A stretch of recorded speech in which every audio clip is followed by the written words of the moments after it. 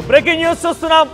ప్రధాని నరేంద్ర మోదీకి ఏపీ మాజీ సీఎం వైఎస్ జగన్మోహన్ రెడ్డి 2 పేజీలతో కూడినటువంటి లేఖను అందజేశారు.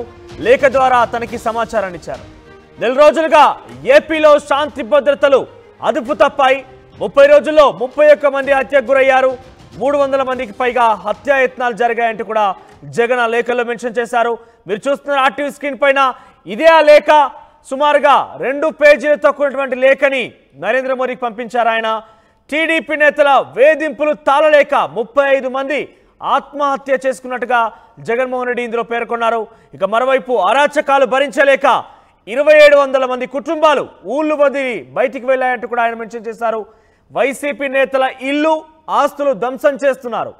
ఇక వెనుకొండలోని రోడ్డుపై నరమేధం సృష్టించారంటూ జగన్మోహన్ రెడ్డి ఈ లేఖలో పేర్కొన్నారు.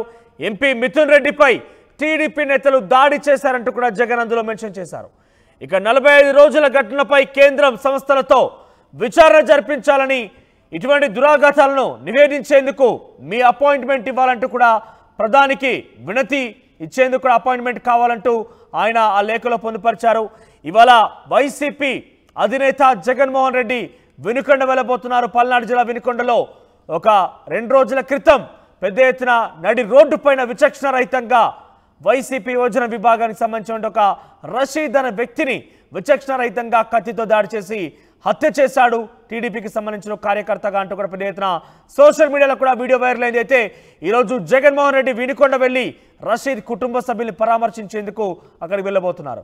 సో మొత్తం మీద ప్రధాని నరేంద్ర మోదీకి జగన్మోహన్ రెడ్డి 2 పేజీలతో కూడిన లేఖని రాశారు.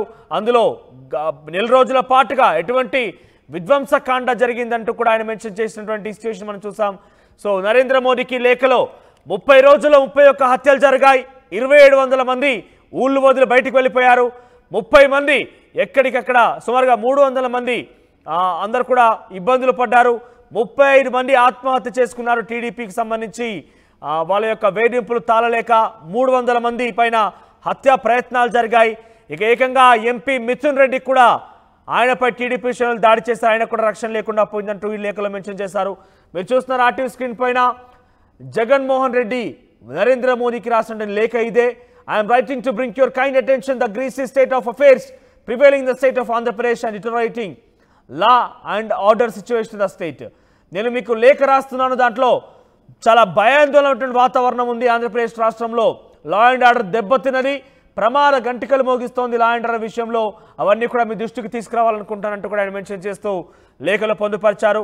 సో ఆయన చేసినటువంటి అంశాలు ఏంటంటే చాలా క్లియర్గా లెక్కతో సహా మెన్షన్ చేశారు. మరి ఆయన 2700 మంది ఊర్లు వదిలి బయటికి వెళ్ళారట. 300 మందిపై హత్యా ప్రయత్నాలు జరిగాయట. 35 మంది టీడీపీ నేతల యొక్క అరాచకాలు తాళలేక వారు ఆత్మహత్య చేసుకున్నారట. ఇక 30 రోజుల్లోనే 31 మంది హత్య చేయబడ్డారట. ఇవన్నీ కూడా టీడీపీ ఎన్డీఏ కూటమి ప్రభుత్వంలో జరుగుతున్నట్టుగా జగన్మోహన్ రెడ్డి మెన్షన్ చేశారు. మరి దీనికి సంబంధించి ప్రభుత్వం అంటే కేంద్ర ప్రభుత్వం ప్రధాని మోదీకే లేఖ రాశారు కాబట్టి ఆయన రియాక్షన్ ఏముంటుందో చూడాల్సిన అవసరం అయితే ఉంటుంది. అయితే ఈరోజు జగన్మోహన్ రెడ్డి వినుకొండ వెళ్ళబోతున్నారు. వినుకొండలో ఒక హత్యకు సంబంధించిన అంశం జరిగింది. అక్కడ రషీద్పై జిలాని అనే ఒక వ్యక్తి విచక్షణ రహితంగా నడి రోడ్డు పైన కత్తితో దాడి చేసి చంపేయడం జరిగింది. అయితే మృతుడు రషీద్ కుటుంబాన్ని పరామర్శించేందుకు పల్నాడు జిల్లా వినుకొండ వెళ్ళబోతున్నారు. నరసరావుపేట చిలకలూరుపేట మీదుగా ఆ బైపాస్ మీదుగా ఆయన నేరుగా రోడ్డు మార్గాన్ని పల్నాడులోని వినుకొండకు చేరుకుంటారు జగన్మోహన్ రెడ్డి. అయితే ఇప్పటికే అక్కడ శాంతి భద్రతల విఘాతం కలిగింది. 144 సెక్షన్ అమల్లో ఉంది. సో ఎక్కడ చూసినా కూడా పోలీసులు పెద్ద ఎత్తున మోహరించి ఉన్నారు. ఎటువంటి అవాంఛనీయ సంఘటన జరగకుండా, ఎటువంటి శాంతి భద్రతల ఉల్లంఘన జరగకుండా కట్టుదిట్టమైన చర్యలు తీసుకునేందుకు పోలీసులు అక్కడ పెద్ద ఎత్తున మోహరించి ఉన్నారు. సో ఈ నేపథ్యంలో జగన్మోహన్ రెడ్డి అక్కడికి చేరుకునే అవకాశం ఉంటుందా? జగన్మోహన్ రెడ్డి అక్కడికి వస్తే కనుక డెఫినెట్గా వైసీపీ నేతల్లో ఉత్సాహం, ధైర్యం వస్తోంది. దీంతో ఎటువంటి అవాంఛనీయ సంఘటన జరిగే అవకాశం కూడా ఉందంటగా పోలీసులు భావిస్తున్నారు. ఈ నేపథ్యంలో అటువంటి సిచ్యువేషన్ ఉంటుందా అని చూడాల్సిన అవసరం అయితే ఉంది. రైట్, పెద్ద ఎత్తున అక్కడ ఆందోళన కలిగిస్తోంది ఎటువంటి సిచ్యువేషన్ జరగబోతుంది అనేది. సో ప్రధాని మోదీకి లేఖ ద్వారా జగన్ ఇచ్చిన సమాచారానికి మోదీ కానీ అమిత్ షా కానీ లేకుంటే ఎన్డీఏ కూటమి ప్రభుత్వం కానీ లేకుంటే బీజేపీ ప్రభుత్వం కానీ ఏ రకంగా రియాక్ట్ కాబోతున్నా చూడాల్సిన అవసరం అయితే ఉంది. దీనికి సంబంధించి మరింత సమాచారం ప్రతినిధి రాజేష్ అందిస్తారు. రాజేష్, జగన్మోహన్ రెడ్డి ప్రధాని మోదీకి రాసినటువంటి లేఖలో చాలా వరకు లెక్కలతో సహా ఆయన కొన్ని అంశాలు పొందుపరిచారు. సో ఈ నేపథ్యంలో ఎటువంటి రియాక్షన్ రాబోతోంది? వైసీపీ కానీ ఎన్డీఏ కూటమి నేతలు ప్రస్తుతం ఉన్న ప్రభుత్వంలో పవన్ కళ్యాణ్, చంద్రబాబు, ఇతరత్ర ఎమ్మెల్యేలు, ఎంపీలు ఏం స్పందిస్తున్నారు, ఏ రకంగా రియాక్ట్ అవుతున్నారు? అంటే ఇప్పటి వరకు పవన్ కళ్యాణ్ వీళ్ళు ఎవరు స్పందించలేదు, కానీ ప్రధాని నరేంద్ర మోడీకి రాసిన లేఖలో సుదీర్ఘంగా 3 పేజీలు ఉన్నటువంటి లేఖని వైఎస్ జగన్ ప్రధానికి రాశారు. రాష్ట్రంలో లా అండ్ ఆర్డర్ అనేది లేకుండా పోయింది. ముఖ్యంగా వైసీపీ కార్యకర్తలను టార్గెట్ చేసుకునే హత్యలు జరుగుతున్నాయి, అదేవిధంగా హత్యలు జరుగుతున్నాయి, బెదిరింపులు జరుగుతున్నాయని కూడా సుదీర్ఘంగా ఆయన 3 పేజీల లేఖ అయితే రాయడం జరిగింది. ఇప్పటికి 30 రోజులు అంటే ప్రభుత్వం ఏర్పాటైన 30 రోజుల్లో 31 మంది హత్యకు గురయ్యారని లేఖలో ప్రస్తావించి, అంతేకాదు 300 మంది పైగా హత్యాయత్నాలు జరిగాయని కూడా చెప్తున్నారు. వైసీపీ సానుభూతి పరుల మీదే దాడులకు తెగబడుతున్నారు. టీడీపీ వాళ్ళ వేధింపులు తాళలేక ఇప్పటి వరకు 2700 కుటుంబాలు ఊళ్ళు వదిలిపోయాయి, 35 మంది ఆత్మహత్య చేసుకున్నారంటూ ఒక లెక్కలో కొన్ని లెక్కలైతే చూపిస్తూ ప్రధాని మోడీకి లేఖలో జగన్ ప్రస్తావించారు. అయితే ఈ లెక్కలు అనేవి ఇవన్నీ ఈ లెక్కలకు సంబంధించిన అంశంలో ఇప్పుడు టీడీపీ ఏ విధంగా స్పందిస్తుందో చూడాల్సిన అవసరం కనబడుతుంది. మొన్న వినుకొండలో రషీద్ అనే వైసీపీ కార్యకర్త మీద టీడీపీ నేతలు దాడి చేశారు, అతను చనిపోయాడు.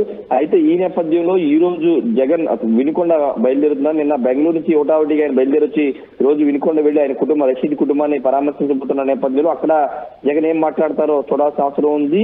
మొత్తం రాష్ట్ర వ్యాప్తంగా వైసీపీ కార్యకర్తలు టార్గెట్ చేసుకుని దాడులు తెగబడుతున్నారని చెప్తున్నారు. ప్రభుత్వం ఏర్పాటు చేసిన తర్వాత పాలన మీద దృష్టి పెట్టుకోకుండా వైసీపీ పార్టీని కార్యకర్తలను ఏ విధంగా నాశనం చేయాలి, ఏ విధంగా ధ్వంసం చేయాలని ఆలోచన టీడీపీ చేసినట్టు కూడా జగన్ తన లేఖలో ప్రస్తావించారు. అంతేకాదు కూటమి ప్రభుత్వం ఏర్పాటైన తర్వాత 27 మంది ఐఏఎస్ అధికారులకి, 24 మంది ఐపీఎస్ అధికారులకి పోస్టింగ్ ఇవ్వకోకుండా హోల్డింగ్ లో పెట్టి వేధింపులు కూడా గురి చేస్తుందని ఆయన ప్రస్తావించారు లేఖలో. ఈ అంశాలన్నిటి కూడా ప్రధాని నరేంద్ర మోడీకి అయితే లేఖలో ప్రస్తావించారు. అయితే ప్రధాని నుండి కానీ కేంద్రం నుంచి ఎలాంటి స్పందన చూడాల్సిన అవసరం ఉంది. నిన్న రాష్ట్రపతికి కూడా ఆయన ఒక లేఖ రాయడం జరిగింది. రాష్ట్రపతికి కూడా ఆయన రాష్ట్రంలో జరుగుతున్న పరిస్థితిని వివరించడం జరిగింది. అయితే ఇప్పుడు టీడీపీ నేతలు ఏ విధంగా స్పందిస్తారు చూడాల్సిన అవసరం ఉంది.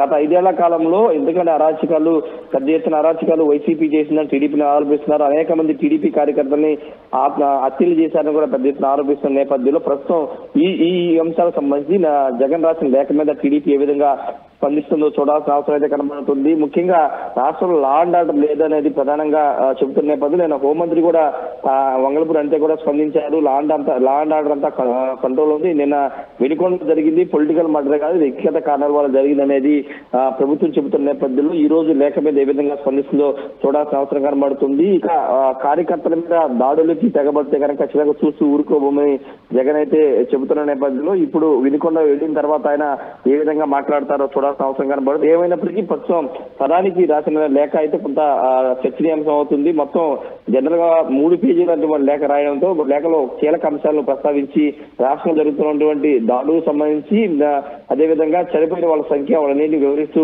ప్రధానికి అయితే లేఖ రాశారు. ఈ రోజు వినుకొండలో జగన్ ఏం మాట్లాడతారో చూడాల్సిన అవసరం అయితే ఉంది. మనోజ్ రైట్ రాజేష్, దీనికి సంబంధించి రియాక్షన్స్ ఎవరైనా ఇస్తున్నారు? ఎందుకంటే చాలా లెక్క పత్రం ఆయన కూడా చెప్పడం జరిగింది. 2700 మంది ఊర్లు బోధి బయటికి వెళ్లారు, 31 మందిని హత్య చేశారు, 30 మంది ఆత్మహత్య చేసుకున్నారు, 300 మందిపై హత్యా ప్రయత్నాలు జరిగాయని పక్కా లెక్కతో జగన్మోహన్ రెడ్డి చెప్తున్న నేపథ్యంలో ఎటువంటి రియాక్షన్స్ వచ్చే అవకాశం ఉంది?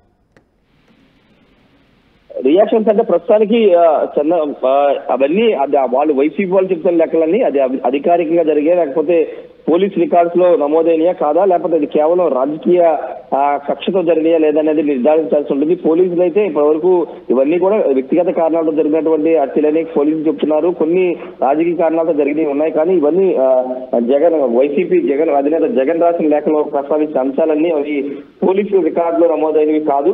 ఇవన్నీ కూడా వేరే వ్యక్తిగత కారణాలతో జరిగిన హత్యలు కానీ దాడులు అవి కూడా వైసీపీ తమ ఖాతాలు వేసుకుని తమ కార్యకర్తలు అనే విధంగా ఇవన్నీ చెబుతుందనే ఒక వాదన కూడా టీడీపీ చెప్తుంది. కాబట్టి పోలీసుల రికార్డులో నమోదైనటువంటి పోలీసులు నిర్ధారించాల్సి ఉంటుంది. అవి వ్యక్తిగత కారణాలు ఉన్నాయా లేకపోతే రాజకీయ కక్షల వల్ల జరిగిన కారణాల వల్ల జరిగినాయి అనేది పోలీసులు నిర్ధారించాల్సి ఉంటుంది. కాబట్టి అవి వాటినే అధికారికంగా చెప్తారు. కాబట్టి ప్రభుత్వం అధికారికంగా చెప్పే లెక్కలు వేరేగా ఉంటాయి. ఇప్పుడు వైసీపీ చెప్తుంది ఈ లెక్కలు మాత్రం వాళ్ళు పార్టీ పరంగా వేసుకున్న లెక్కలు అవన్నీ. కాబట్టి వాటిని పైన ప్రభుత్వం ఏ విధంగా స్పందిస్తుందో చూడాల్సిన అవసరం ఉంది. ఈ రోజు హోంమంత్రి కూడా దీని మీద స్పందించే అవకాశం ఉంది. అక్కడ జగన్ వినుకొండలో మాట్లాడిన తర్వాత దానిపైన ఖచ్చితంగా రాష్ట్ర ప్రభుత్వం తరఫున ఎవరో ఒకరు దీని మీద రియాక్ట్ అయ్యే అవకాశం ఉంది. మనోజ్ రైట్ రాజేష్, మొత్తం మీద ప్రధాని నరేంద్ర మోదీకి మాజీ సీఎం జగన్మోహన్ రెడ్డి లేఖ రాశారు. ఏపీ రాష్ట్ర వ్యాప్తంగా విధ్వంసం సృష్టించబడుతోంది. ఎక్కడెక్కడ ప్రజలందరూ కూడా ఇబ్బంది పడుతున్నారు. కొన్ని కావాలనే విధ్వంసం సృష్టిస్తున్నారు. టీడీపీ నేతలు వైసీపీ నేతలపై హత్య ప్రయత్నాలు చేస్తున్నారు. పలు చోట్ల హత్యలు కూడా చేశారంటే మెన్షన్ చేశారు. సో చూడాల్సిన అవసరం ఉంది. మరి ప్రధాని నరేంద్ర